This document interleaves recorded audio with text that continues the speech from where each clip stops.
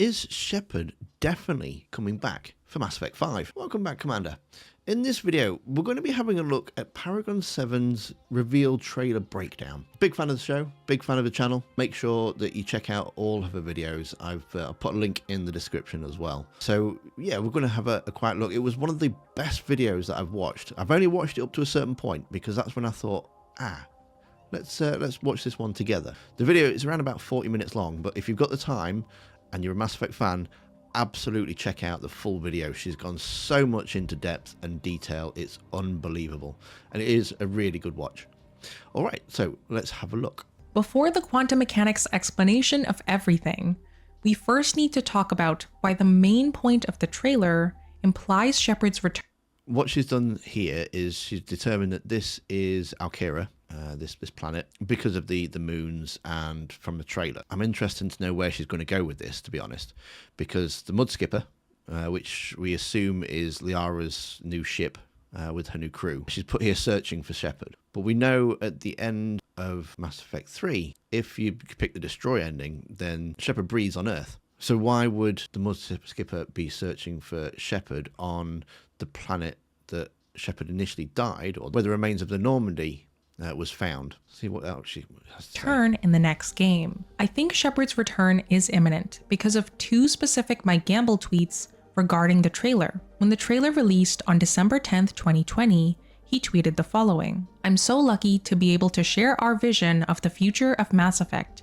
I've thought about this almost every day for the past 1,360 days. 1,360 days before December 10th, 2020 was the release date of Mass Effect Andromeda on March 21st, 2017. The trailer..." That's the Butterfly Nebula. Intentional hints. Last August, Marco tweeted that the trailer showing the ice planet Alkira was basically fan service showing Shepard's original recovery in Mass Effect 2 and nothing more. Gamble chose to reply to this with, "Nah, it wasn't a Mass Effect 2 recreation." If Gamble is still responding to tweets about the trailer, it definitely still applies to what they're doing in the next Mass Effect. So it's time to try and figure out why the heck they intentionally showed the recovery of an N7 helmet on Alkira. See, my personal theory on this is that Liara's looking for something that has related to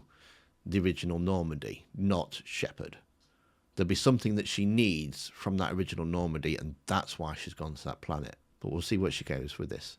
Here are the three facts that, to me, undoubtedly prove Shepard is being recovered by Liara. Advert. And Liara only knows one N7 that well, either as a close friend or a lover. Commander Shepard. The planet that the Mud Skipper descended to is 100% Alkira. It has 3 moons, an icy atmosphere, and the local cluster is visible in the sky. And it just so happens to be a planet that has significance for one particular N7 plummeting to its surface. Only one major plot event happened on Alkira: the death, recovery, and eventual rebirth of Shepard. So to me, there's only one reason that Alkira would be featured in this teaser trailer. The Mass Effect team is once again teasing the return of Commander Shepard. I think it's a bit of a stretch, to be honest. They have said multiple times that Shepard's story's been done. So, yeah, granted, they tried doing Andromeda with a new protagonist, and it didn't go down too well. But on the flip side of that, how do you bring Shepard back from something like Synthesis or Control? The only way they could, really, I think, would be from Destroy, but then we know that Shepard's on Earth, not on Alkira. I don't know why, but I might be able to explain how Shepard will return using the quantum mechanics explanation of everything. Keep in mind that anything I say here is in no way a confirmation of what's going to be in the next game. There are 2 slices of time we can examine for when this helmet piece could have been there. Thinking about Alkira in the future after the events of Mass Effect 3 though, it's highly unlikely that one of Shepard's helmets somehow found its way onto Alkira's surface. And the player can already recover the previous helmet Shepard plummeted to Alkira with during the Normandy's memorial mission in Mass Effect 2. So the helmet being from the future is probably ruled out too. So if it's not showing the past Alkira, it's not a simple recreation of past events, and it's not showing the future Alkera, then how in the world is Liara picking up an N7 helmet piece on what is clearly Alkera? And so there's quite a bit to unpack there. I don't quite understand where she's going with it not being from the past. The only reason the Alkera N7 helmet could be there would be from the original Normandy. It's not recreating, the trailer's not recreating the moment of Shepard's death, but the wreckage is still there. We've put a monument down there to honour our crewmates that were there, but the wreckage and everything else has just been left. Yeah, all right, we've picked up Shepard's helmet, but I should imagine there's going to be more than one helmet, knocking about there. Again, I still get the impression that in order for Liara to complete her mission or find something, she needs something from that original Normandy. So that's why she's on the planet. She just, to me, that looks like as she's looking for the wreckage site or as she's moving towards where she needs to be, she just so happens to have come across this one piece. She's picked it up, she's looked at it, and it's kind of a heartwarming moment. It's like has sentimental value to you, and that's why she's brushing it off, and you see that longing as like, as the memories of Shepard flood back. I don't think, again, I might be completely wrong here, but I don't think that where she's going with this is, I don't know. I don't know where she's going with it. Let's carry on. I think that what the trailer shows us is an Alkera from a parallel world, which is explained in the quantum mechanics theory of the many worlds interpretation. And I believe this absolutely unhinged explanation might be possible for the next game, because the trailer teased the planet Feynman, a voice declared there's anomalies all across space following the Reaper War, and a distorted-looking version of the local cluster was carefully hidden at the end of the trailer. Well, that's took a turn that I wasn't expecting. I suppose they could go down the multiverse route. It was popular a couple of years back, maybe when they were first going through the concepts design of it, but I don't think people would be very happy with this.